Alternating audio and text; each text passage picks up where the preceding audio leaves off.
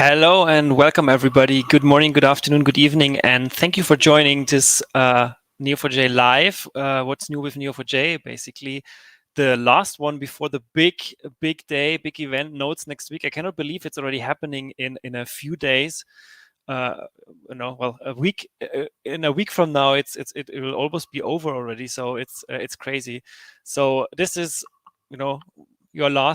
almost your last reminder, I guess. So to register for it, please do register for Nodes. The link is in the chat and in the video description as well. It's going to be a fun event, 24 hours live stream. So that's a huge difference from before. So no matter where you are on this world, we will have something for you in your daytime. So you will not have to get up early or stay up crazy long. You will have interesting content, good content from the Neo4j team, but also from the wider Neo4j Graph community. So please check it out. And today I have three guests from the Neo4j product team who will give us a little insight into what's happened recently around Neo4j, but also give some some nice panel discussion among ourselves. Initially, this had a fourth participant, Petra Selma. Unfortunately, Petra cannot make it. So at least I want to at least shout out her talk next week now. So graph pattern matching is what she will be presenting next week. It's on the 16th of November in the advanced track. So if you're interested in that, please check it out. Unfortunately, she won't be joining today. But today I have Anurag Tendon, Senior Director of Product Marketing for Neo4j User Tools. I have John Stegeman, Senior Manager, Graph Database Product Specialist, and Zachary Blumenfeld, Data Science Product Specialist. So here we go, adding you in. Welcome. Here we go. This is what I want. Yeah, here we go. How is everybody? Joining? Hello, everybody. Hello. Oh, good to see you all. So before I give you each a little time to talk about yourself, I'd like to give a little glimpse at what's to expect at Nodes in particularly, because it's very interesting. So starting with Anurag, we have a talk. Well, you don't have a talk, but Jeff, your colleague, has a talk next week. So it's on the 16th of November. Exploring data with Neo4j Bloom is the name of the session. And I just looked at the agenda. There are 19 talks during Nodes that have something visualization in their title or in their description. So 19 talks will cover that topic. So I think that's a pretty strong message on the visualization part and aspect of graphs. So I think it's very interesting to see and to hear about that. So maybe Anurag, do you want to say a few words about who you are, what you do? Yep. Yeah, that'd be great. I mean, and graphs are inherently visual, so there's no better way to explain a graph than to show a visual around it. So I'm glad that there's so much excitement around showing visual graphs through visualizations. And Bloom is certainly our marquee visualization tool. We have a few different options we provide throughout the platform, but Bloom is certainly the one that's marquee, close to my heart. I used to be the product manager a long time back now. I've been with Neo4j about 4.5 years, something like that, in the product management team, and have responsibility over a few of different tools that we have, as well as our graph data science product. So really excited for the Nodes event, where we can showcase some of the latest of what we have been doing. With Bloom particularly, it's come a long way. It is a graph exploration and visualization tool that is used primarily for data analysis. But we find that it is used a lot by data analysts, by data scientists, by developers themselves, as they look to understand what is inside of their graph, or even find patterns or anomalies, or whatever the case might be, even explain the results of algorithms for data scientists. And I can talk a little bit about, or maybe even show you, since it's visual, we should do some show and tell. So I can show a little bit of a sneak peek of what we have when the appropriate time comes. Exactly, sounds good. Alex. Let's go through the round the room first, and then we'll do that. Sounds good. Perfect, cool. Thank you, Anurag. Next up, we'll just go here around the circle more or less. Zachary Blumenfeld, data science product specialist. Also, you don't have a talk next week, but Luke Gannon has a talk. It's happening on the 17th of November in the beginner track. His session is called What's New in Graph Data Science Land? And I also checked 28 talks, so even more than on visualization have data science in their title or description. So again, from over 100 or so, almost a third have covered the data science topic. So it's a strong part of what Neo4j is doing at the moment, or has been doing quite for a while now. So maybe, Zach, can you also say a few words? Yeah, for sure. So yes, Neo4j has been around for a long time, right? We've had a database since forever. But what a lot of people actually don't know is that we have one of the most robust graph data science and machine learning capabilities for graph, right? So in addition to the database, we have in-memory formats, we have very efficient ways of basically expressing computations and doing a whole host of algorithms and native machine learning pipelines and integrating with Python and other machine learning frameworks and a whole bunch of stuff. So that's really what I focus on here at Neo4j, is kind of connecting the dots between what we're doing on the product side and what engineering is doing, and making sure that people understand it and we're communicating it well. So yeah, very happy to be here today and very excited for Nodes. Cool. Thank you very much. And last but not least, John Stegeman, Senior Manager, Graph Database Product Specialist. I didn't count the talks that say database in them because it's so many. I mean, like what Zach just said, I mean, we've been known or been around with the database world for forever. So obviously, lots and lots of talks will cover the topic database. And you yourself have various talks on both days, actually, 16th and 17th of November. I picked out two. You have Introducing Neo4j for administrators and What's New in Neo4j 5 and Aura 5 for developers, a couple of others as well. There are many talks that cover Neo4j 5 as well as like I said, the database in general. So it's going to be a good fit if you're interested in the database. Yeah, thanks, Alexander. And I'm really excited to be here at Neo4j. I just started here. Gosh, it's been, I want to say, about 3 or 4 months. I started in mid-July. Prior to that, long career. I learned SQL some 3 decades ago. That was kind of my first commercial language. So I kind of think of myself as a data nerd. And by the way, Alexander, I'll ask you a question. You know the difference between a geek and a nerd? Yeah, I think one is not so nice. The other one is more a nicer word. Well, actually, perhaps, but I like to think of a nerd as a self-aware geek, right? So I see.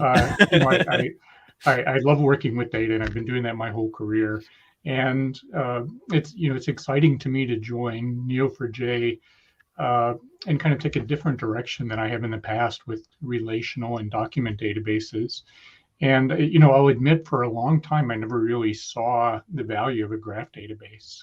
And, I think we'll talk a little bit more later on about what graphs are all good for. But, just to tease that, when I thought about the pandemic and thinking things like how would you do contact tracing with not just the people that I contacted, but the people they contacted and the people they contacted, and thinking about what that was like in a relational world and how performance would just get worse and worse and worse. So, as you tried to go down the layers and then seeing what we could do with the graph, it's been really exciting to me.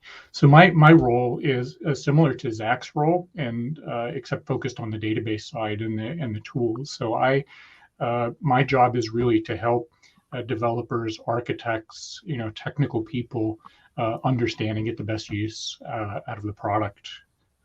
So really excited to be at Nodes next week as well. Cool, thank you very much. And just to open this up a little bit for chat. So if you watch this live and you have a particular question on anything, type it in. Don't be shy. We might find time to answer the question live on during the session. If not, then obviously there is always the community forums and the Discord or Twitter where you can take the questions there. But if there's anything in particular you'd like to ask or point out, this is a good time. You'll get a more or less direct connection into the product team. So do make use of that. And yeah, with that, I think that's great for the round of introductions. And Anurag, you had already hinted at you had some demo ready. You would like to show a few things, so maybe we start with that. I think that's it's always nice to see a bit, especially like you just said, the visualization, the visual aspect of it all is just so. I see this all the time when I talk to people, when I do these events here. Then you can talk as much as you like, but once you open it up and then you show, okay, this is how it looks like, then this changes how the whole dynamic flows. Yeah, that sounds good. So let me see if I can present through here. Hopefully. Yep, I got the screen I want to share, and just tell me if you can see it coming through. Here it comes. Yes. Perfect.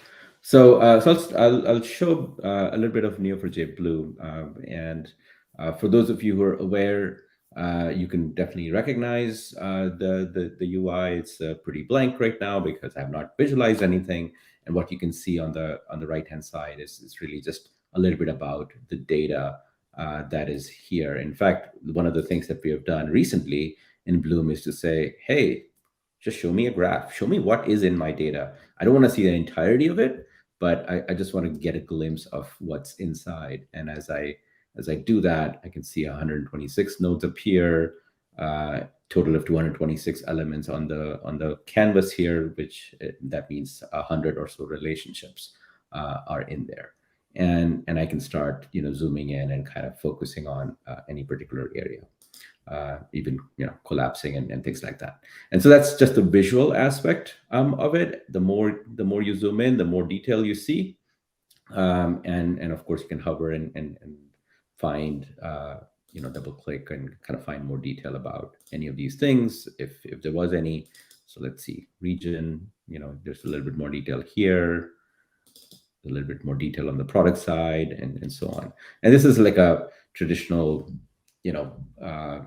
distribution center graph, if you will, of products, where product is coming in, going out. They're keeping track of orders. They're keeping track of suppliers and shippers and things of that nature. This product has been around for about 3.5 years. We've added lots and lots of features over time. The ones that I'm excited about that have happened of late is the idea that you could see the graph. But for analysts, what is very useful is to be able to interact with things. So we always had features where you right click on any particular node, and then you can say, hey, maybe find I want to dismiss it, or I want to select a bunch of things and then keep these and dismiss everything else. Or I want to even duplicate and create more data if I want to see let's say linkages.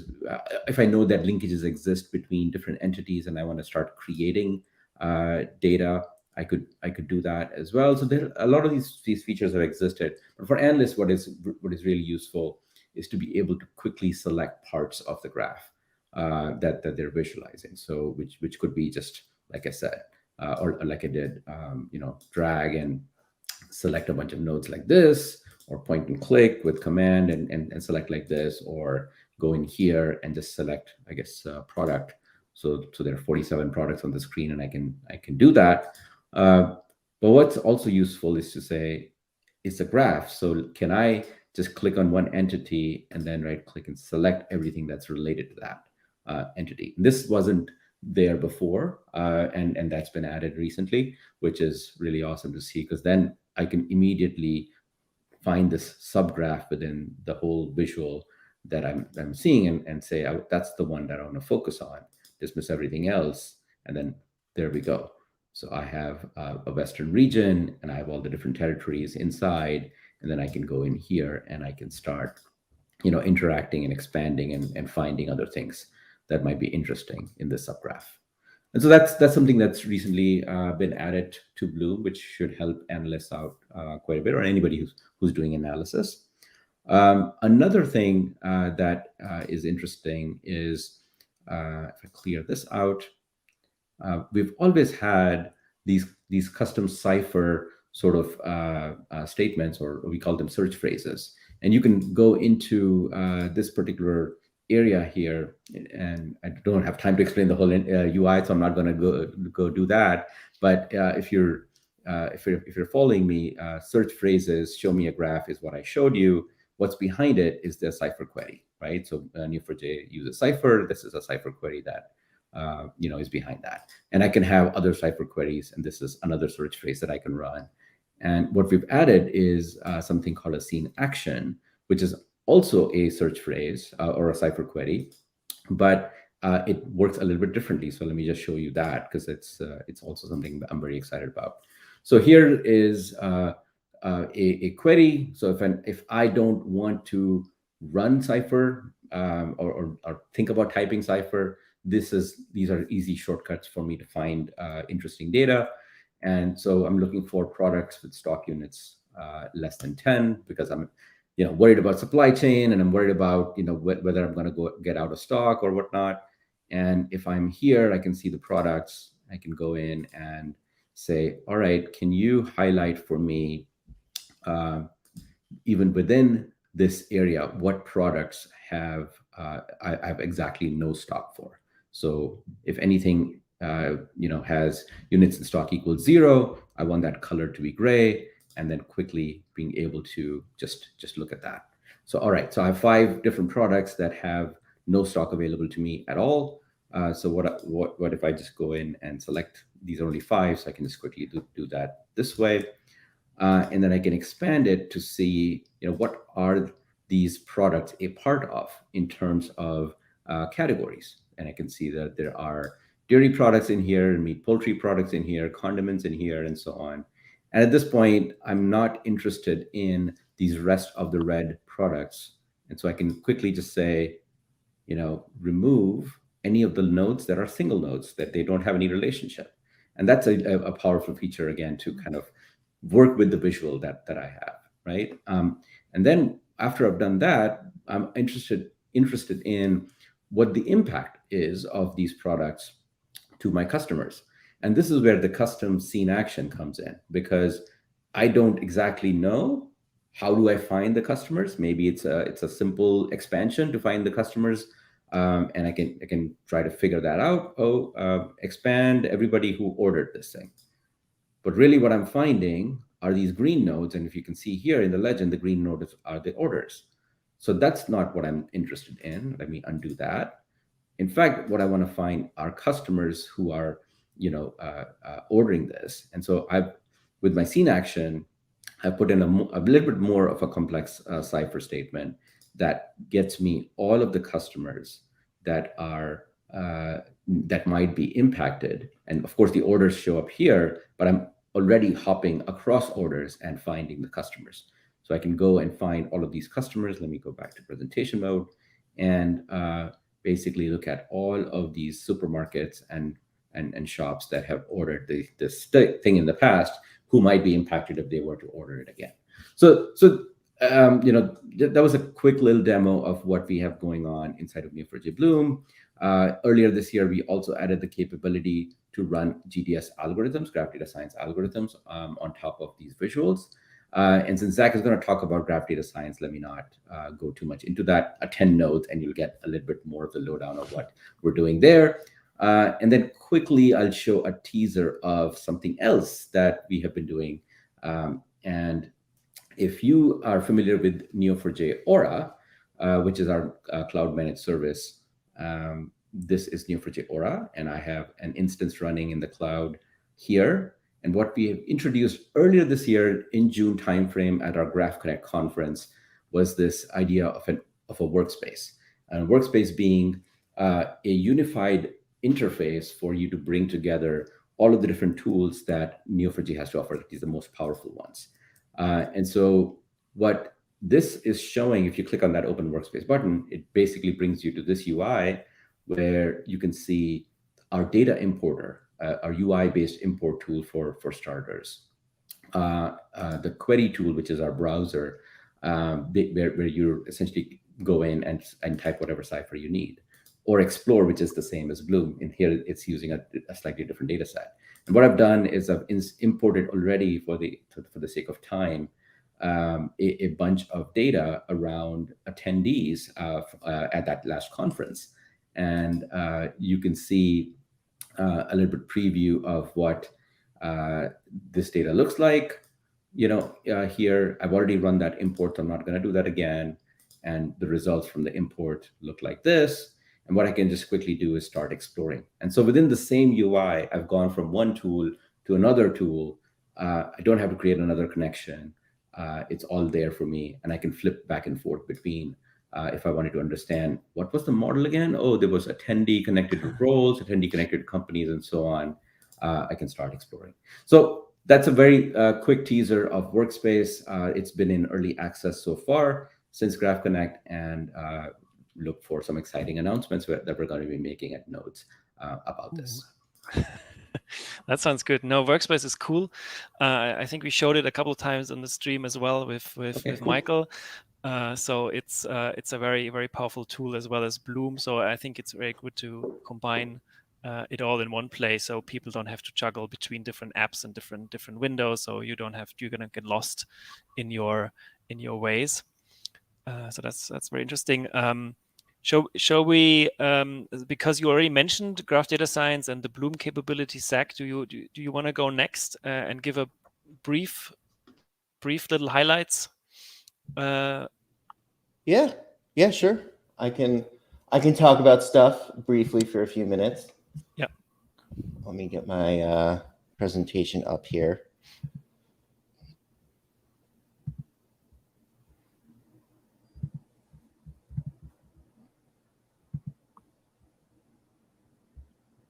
Alrighty, so hopefully everyone can see my my slides here. So basically, Neo4j Graph Data Science, as I was saying earlier, right? We're a platform. We're not just a database. So we have user tools like Bloom. We also have things like Graph Data Science. And the concept behind this is that we can take data from the database and put it into something called a graph projection. And these graph projections are basically these sparse representations that allow you to have a really scalable and highly efficient way of doing graph global calculations. So being able to run different algorithms and procedures and do machine learning on that data, right, for millions or upwards of billions of nodes and relationships, that's really what graph data science is designed to do. And we can move data both out of the database, back into the database after we've done calculations, and we can also move it between external processes and applications and stuff.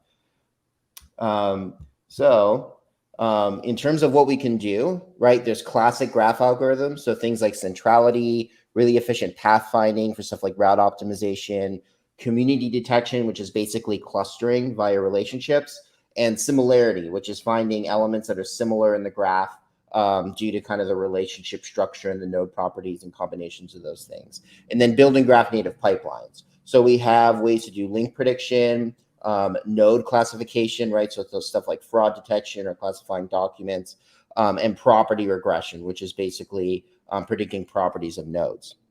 And we've had this for a while now, I think for a couple years.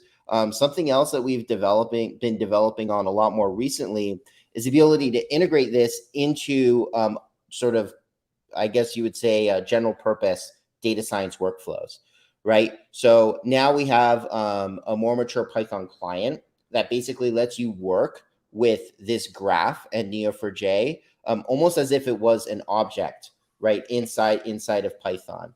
We have really fast import and export with our Enterprise Edition. And we're able to sort of format that data in such a way that it's very easy for data scientists to work with it. So things like data frames and tensors. So you can do these native machine learning workflows right inside of our platform where you'd be doing like link prediction or something. But then you can also integrate it with another machine learning pipeline. So say you already have a recommender system and you just want to include some graph features, based on millions or hundreds of millions of user interactions, right? You can use this platform to calculate those features, then integrate back in to the pipeline that you already have. And then with Neo4j 5 coming, I thought I'd talk a little bit about how we integrate with Neo4j 5. So for a self-managed solution, you basically a custom sort of on-prem type of deal. We have a version of Graph Data Science 2.2.2 that integrates with that. So it's just a matter of getting the right version. And then like we have AuraDB as a cloud service for the core database, we have AuraDS, which is data science as a service. So it comes out of the box with Neo4j 5, and it also has Graph Data Science integrated inside of it. So you get all of that stuff out of the box. I know, Alexander, you talked about this earlier. I did want to give a quick mention of some of the people that will be speaking from Neo4j. Mm-hmm. So like you said, there was 28 different presenters for Graph Data Science, and initially I tried to put them all in this slide, but the text was so tiny. So I'm like, okay, I need to filter this down somehow. So I just basically took the Neo4j sort of employees and other folks that work for us, and these are some of what they're presenting. So if you're sort of interested in advanced talks about GNNs and how to integrate with that, we have a talk on November 16th, which is on the Americas time. And then we have tons of talks on November 17th. A lot of these, by the way, are going to be demos where you'll be able to see the product in action, right? So for the 16th, we'll have that. And then a lot of stuff with sort of the fundamentals, working with something called graph embedding, link prediction, a whole bunch of stuff. And obviously, we have the Road to Nodes workshops that you can watch on demand, which go over some of the import-export functionality and exploratory data analysis. That's about all I had. The only other thing I wanted to mention is a link to our docs, of course, which you can probably Google very easily. And just to mention that if you want to give this stuff a spin, we have Sandbox where you can spin that up for free. And then if you want a larger instance with some enterprise features, we have AuraDS, like I was talking about, and you can go and test that pretty much on the cloud. Alexander, I could do a demo if you want me to do a demo, but I know that we're short on time, so I'm going to leave it up to you. Let's give John a round to talk about a database which kind of like ties it all together, and then see if we want to do a demo on Graph Data Science or do depending on time. I know Anurag has to leave a little bit early, so maybe we talk a bit and then we do demo at the end. All right, thanks, Alexander. Actually, I wanted to kind of tie together something that Anurag and Zach said. Something that I saw, I don't know, a month and a half ago from one of our customers. It's a company let's just call it the transportation business, and they operate a public transportation system. And you can think of, from one point to another, there's a rail link or some kind of a link between the two nodes. And so they visualize that in Bloom, which was really interesting to see. But the thing that was most interesting to me was that they also use Graph Data Science with Bloom to run data science algorithms not to predict, but to show which nodes or which stations in that transportation map are the most central or the most critical, and to model what happens. Well, what happens if this station goes offline? We have a power outage, or something happens to that station. What then becomes the more important station? And I can use that to kind of predict what they need to do in the event of an emergency to keep the network up and running. So that just as I say, I'm relatively new to the company, and being able to see how graphs solve real world problems like that was super exciting to me. So with that, let me switch over to just a brief slide deck here and share my screen.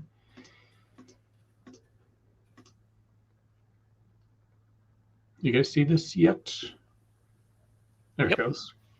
Yeah, so I'm not going to go through the whole set of slides from my presentation next week, but I want to give you a little bit of a teaser. talk about some of the things that are new in release 5.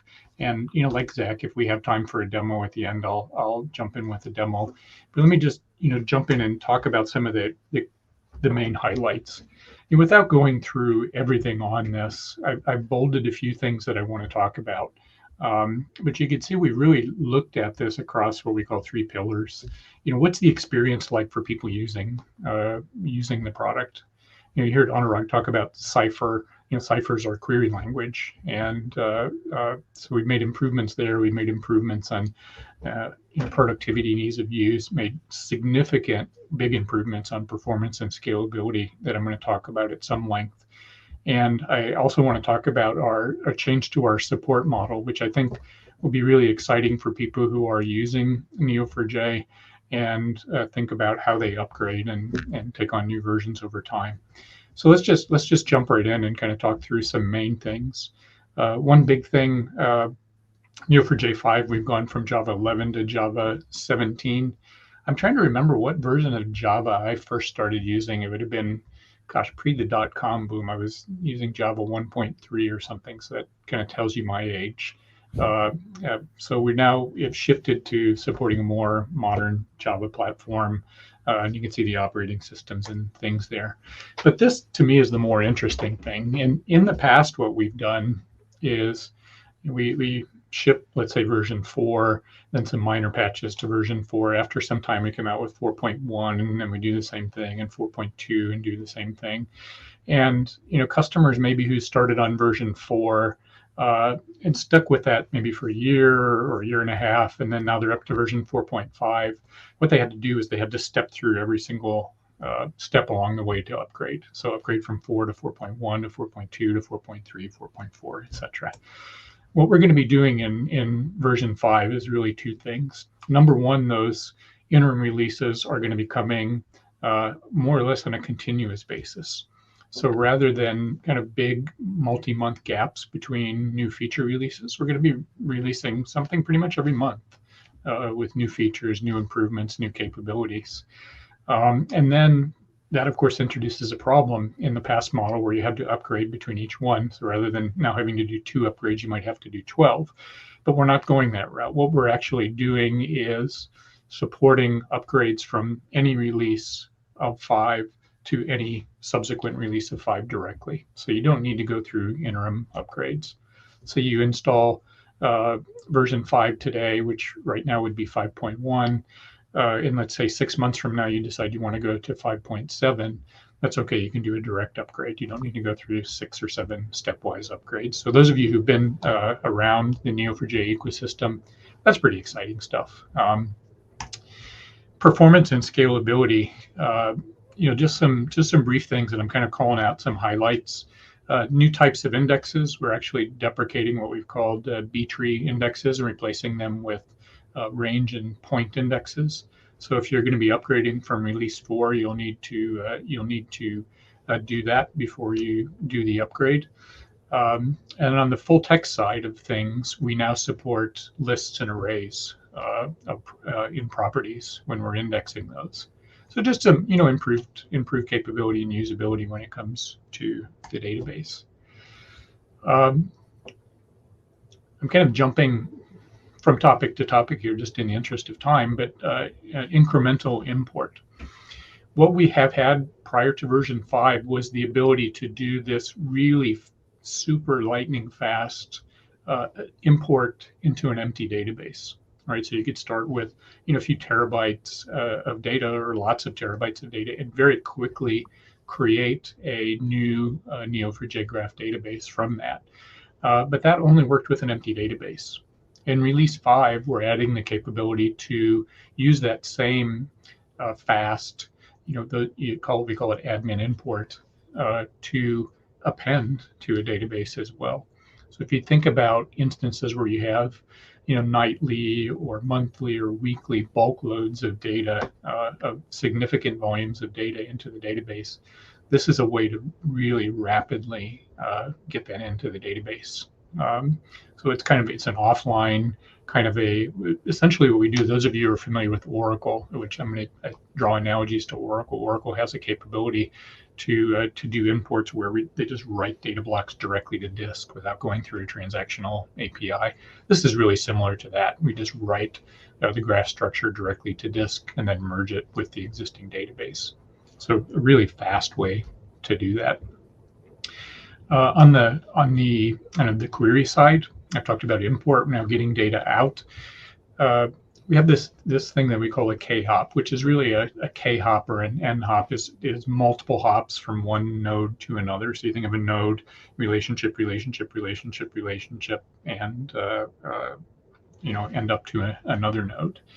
What we've implemented in release 5 is a new method, I guess you would call it, in the query optimizer or the query planner, to be able to speed up those kinds of queries, especially when you're not interested in all the hops you took, but you're just interested in the end node. So if you take my contact tracing, for example, so start with me, maybe I tested positive for COVID.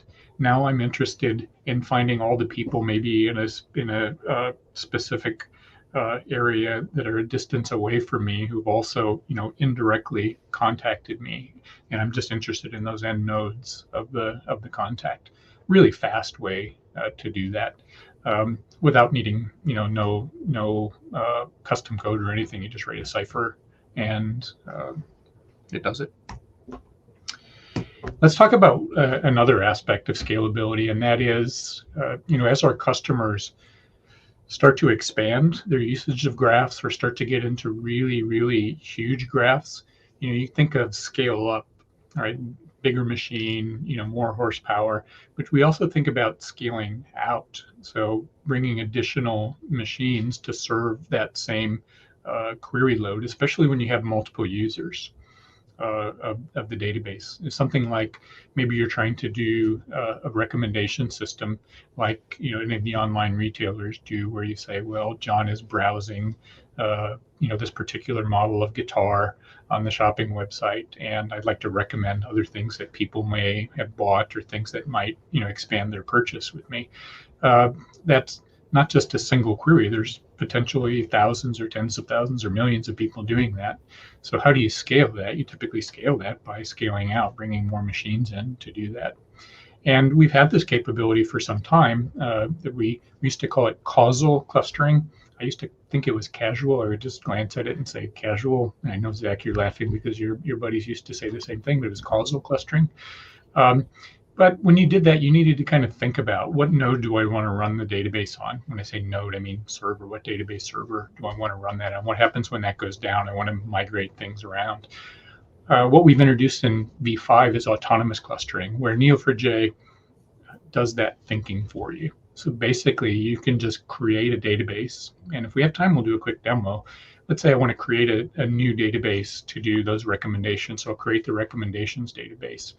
And when I do that, I want my topology to be, I want 3 primary copies and 5 secondary copies.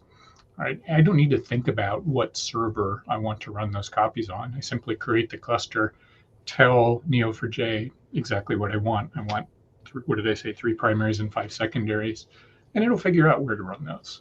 And it will handle situations where one of those servers goes down, either for maintenance, or it goes down unintended. So really, it's a really powerful way to use clustering, I guess I would say, without having to manually do a lot of this stuff. And then when we look at clustering as a way to run a single database, Fabric is a way to take multiple databases and we call them federated together, or group them together so that we can run queries in parallel across those databases. Number of different use cases for something like this. 2 common ones would be to shard your database, break your database up based on whatever makes sense to break that database. Maybe you're taking your customers and breaking them by geography, or maybe you're breaking it up by a community on a social network. Fabric is what we call our federation capability, allows us to run queries across those. But another interesting use case is as companies start to build what I think we're calling the knowledge lakes, and is a term I've heard out in the industry, which is trying to take data that is spread across multiple databases and then query them together without having to load them into one database.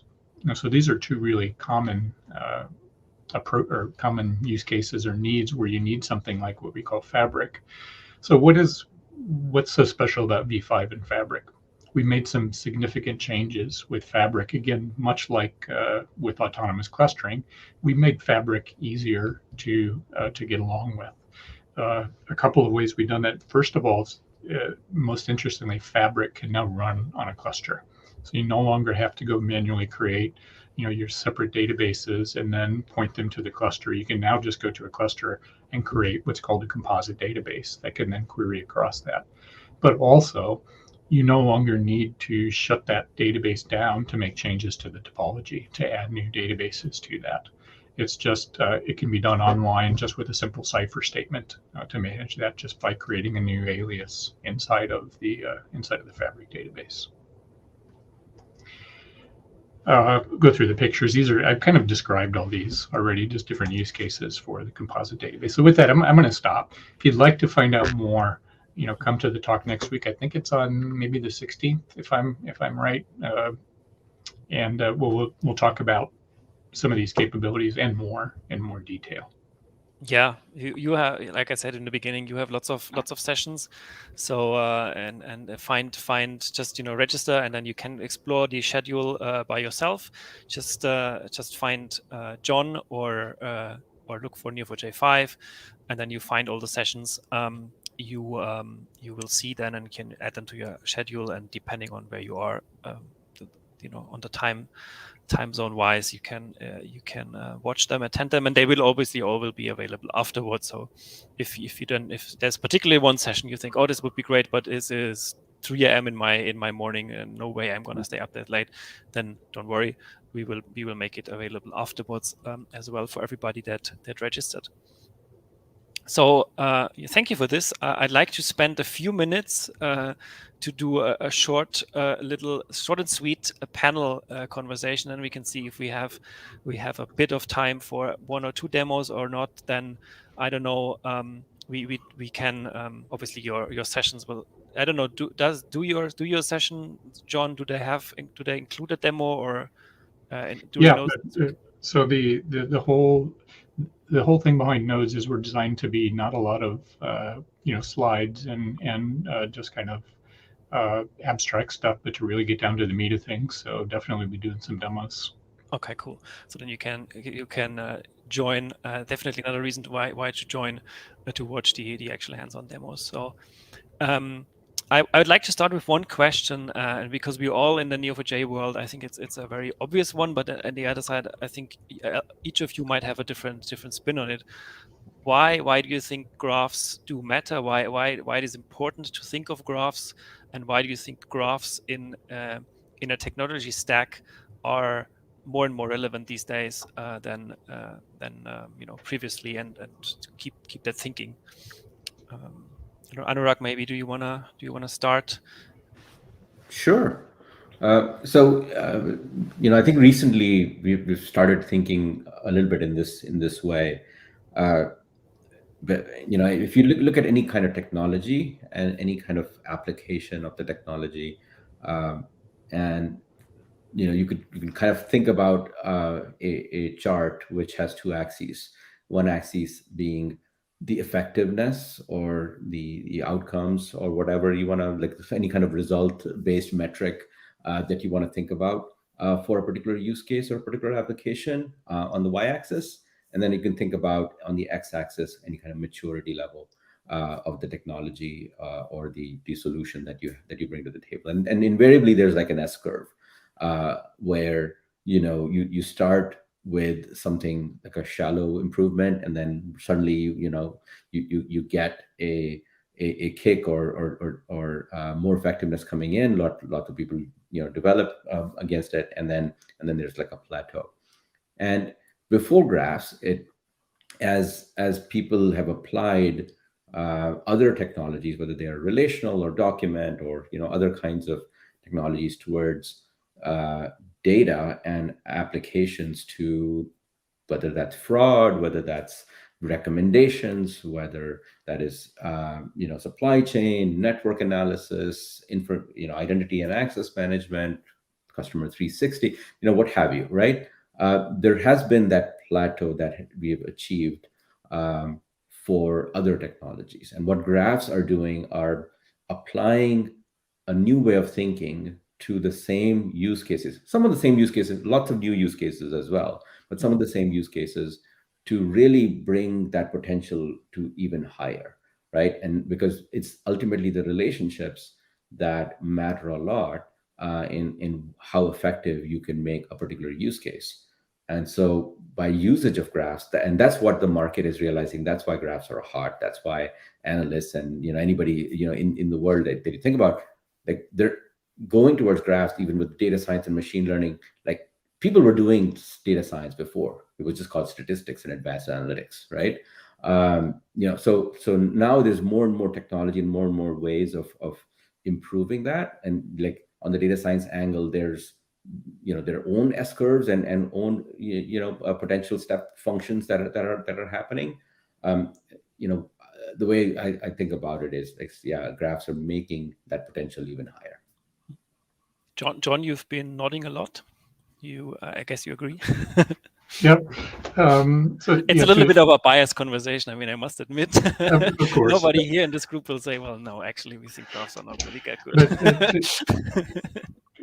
To me, I've always been very much of a pragmatist when it comes to technology, right? And as I said at the beginning, it took me for a while to get what graphs were really about, because over my career, it's exciting, it's fun to play with new technology, but in business, I'm always looking for, okay, what does this really do for me?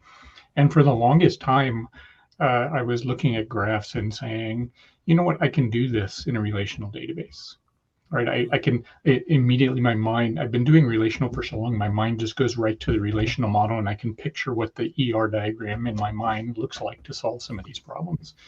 But that actually was, I think, limiting kind of the scale of the problems that I was able to solve with that technology.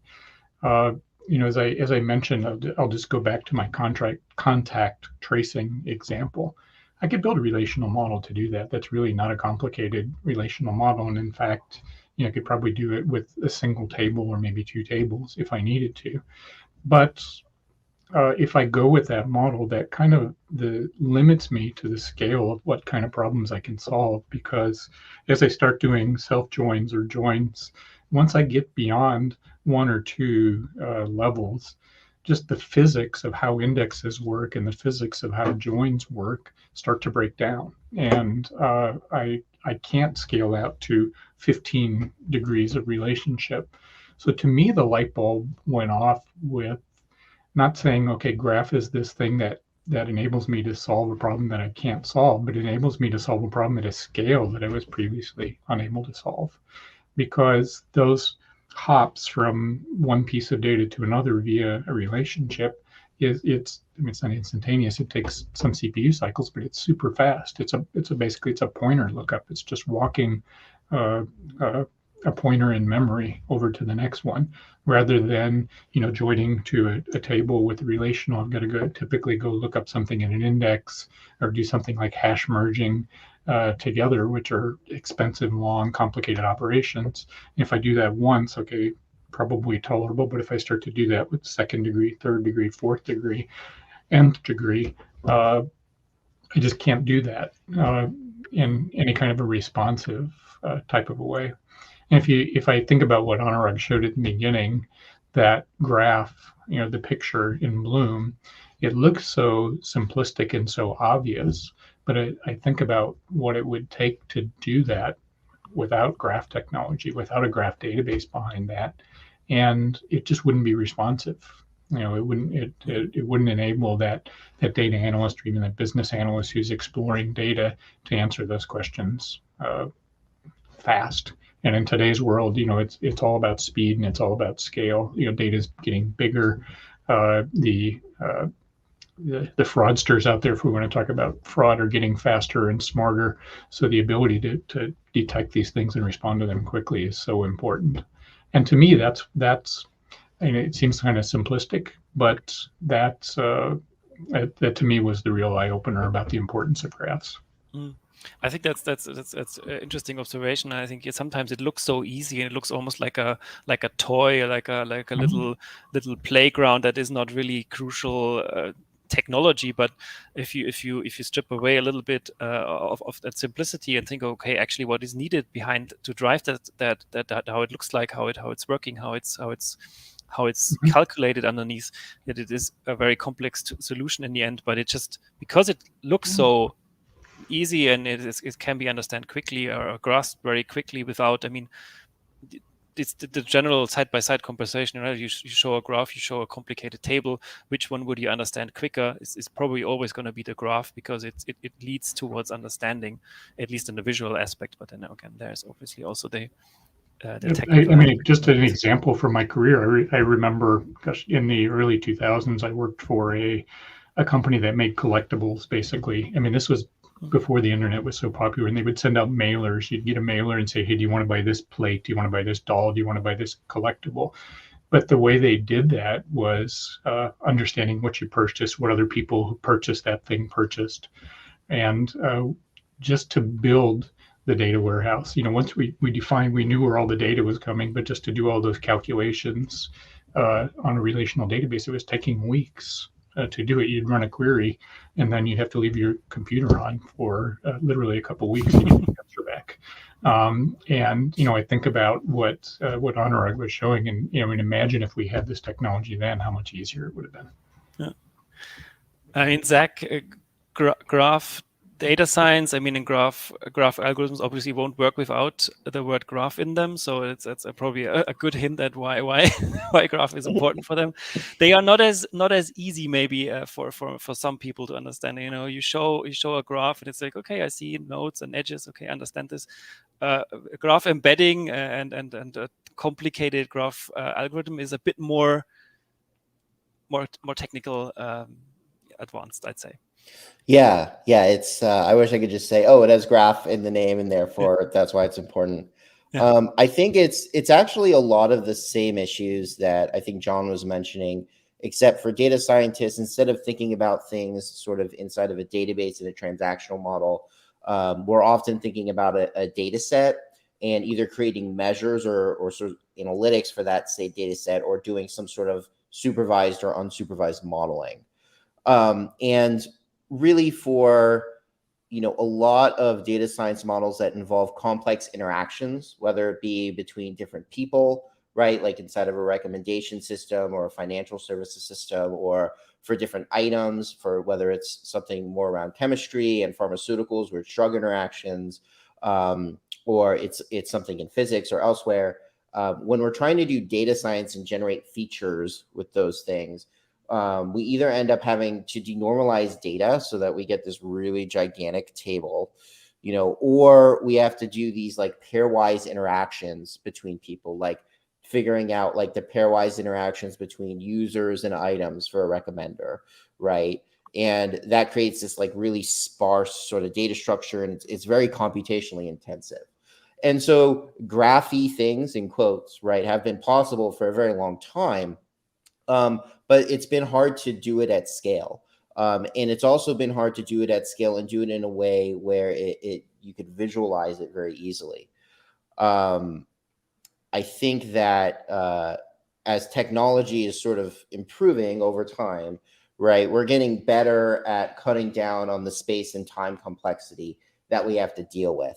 And what's really important, I think, for doing graph-oriented analytics, where you have these complex relationships and interactions, which is basically what it is now really about accessibility, right? Because we have the technical capability to do it, can we make it accessible so that we don't need a PhD with 10 years of experience that we have to depend on to come in and sort of do it for us and maintain it for us? And so when I think of sort of graph in the realm of data science, that's really what it is about right now, is about that accessibility on top of the technical capability. So that, right, if you have a problem where, I used to work, in law enforcement and intelligence, right? And there was a lot of very serious things where we'd have a lot of data come in from a bunch of different silos, and we need to identify, a threat or something very, very quickly. And with graph, with Bloom and then with data science, where we can create a knowledge graph, right, in a database, we can complete that knowledge graph with data science techniques to find what's similar, and then use something like Bloom. You can go in and find something, right, very quickly within a matter of seconds, right? Whereas before, the EDA would have taken a while to visualize it, right? The computation on the methods would have taken a while because of the sparsity and then the denormalization I was talking about. So I guess that kind of sums up my position on the topic. Cool. Yeah. Now we we didn't lose Anurag per se, but he was announced, so he just had to drop off now because of another appointment he's got, and we are approaching the finish anyway. So I'd like to maybe have a look in chat, because I mean, now that we lost Anurag, it's a little bit of a shame. But Sean asks, will GDS algos be available in Bloom? I don't know, Zach, do you know anything about this? Can you say a few words about how the Bloom and the GDS connection, how does that work? Yeah, so it sounds like Sean's already familiar. We have some algorithms where instead of making a procedure call, you can sort of press a button through the UI in Bloom to style different components based on, I think we have degree centrality in there, and we have Louvain, which is a community detection algorithm. And then I think we have betweenness centrality as well, which is just another form of influence and importance. I don't know what the timeline is for that in terms of future sort of additions to the UI, but I agree that it's something that's important, and it really helps visualize things and sort of within inside of the canvas, right? Be able to apply GDS very quickly. So I don't know if there's a way we can get back on that, or kind of how you'd like to handle that. Yeah, cool. No, I think we can go back to that. It's always, I guess, tracking it in the releases, and we see. But thanks for that question. Another one was on GraphQL subscription. So I don't know, John, do you know about? Yeah. I saw the question. I actually don't know how long it's been in beta. Myself, only having been here for a few months, so it kind of predates me. But we'll find out. And we can. I'll mention that if you want to join or watch the recording of my talk next week, I'll make sure that I cover that. Okay, cool. Yeah, and we can, like I said in chat, we have a GraphQL series. We started this yesterday with Will Lyon on his full stack GraphQL applications book. It's another point I can ask him if he knows what that status is about, and dive into that a little bit. So yeah, just to clarify, it's the subscriptions portion that's in beta, right? So our GraphQL capability is out of beta. Absolutely, yes, correct. Good point. Thank you, John. And then maybe finish one question from Zam for you, Zach. This graph sage sampling, how it might take for a graph for 1 million nodes. Do you understand what he means? Yes, I do. So GraphSage is inside of our platform. It's a way of training a machine learning model to learn an embedding. So basically being able to assign vectors of numbers to each node, and then I can take those vectors and I could create similarity measures. I can put them into machine learning models for classification. The basic idea is that if nodes are similar in the graph and they have similar node properties, and you can kind of choose the weighting between the two, they'll have similar vectors. So in theory, right, this is a really great method because you can apply it to part of a graph and then sort of use that trained model to go and scan a much larger graph. And the issue with GraphSage and other graph neural networks, which GraphSage is one of, is that they can be computationally very, very slow because there's a lot of intense computations that go into it. And so what we've done recently with 2.2 is we've created a way to sample the graph topology down, basically using different statistical procedures. And that allows you to train GraphSage on a smaller representative graph very, very quickly, right? So instead of waiting for hours, right, or days for something to train on a large graph, you can wait under a minute for something to train. And then you can then use that and apply that model to the rest of the graph. So this is just one way, right? We can scale by cutting down time and computational complexity with sort of really clever tricks with the algorithms. Another way is to sort of do this sampling and apply a very sophisticated algorithm. Cool. All right. Thank you very much, Zach. Thank you very much, John. Thank you all for watching today. I think this brings us well around to the end of this session. I think I liked it a lot. It was great to get a little insights into what you're all doing. Also a little preview of what's going to happen at Nodes next week. Again, register for Nodes if you haven't done so. I think that's a truly fun event next week on the 16th and the 17th. So really looking forward to this. Thank you, Zach. Thank you, John, for taking the time. Thank you, Anurag, in absence, for taking us around and for the short demo. We don't have time for a demo for either of you, unfortunately, now. But John will have lots of demos in his presentation. And Zach, you said in the beginning that most of the presentations will have some hands-on stuff for graph data science. So no matter which graph data science sessions you pick, you will see some graph data science in action, I'm sure, or database in action for John's side, or visualization with Bloom or other tools. So for no matter what you're interested in, you'll see something, I'm pretty sure. And yeah, with that, thank you all for watching. Thank you for being around, and see you soon, probably at Nodes, I hope. Right. Awesome. Thank you so much. Yep. Bye, everybody. Bye.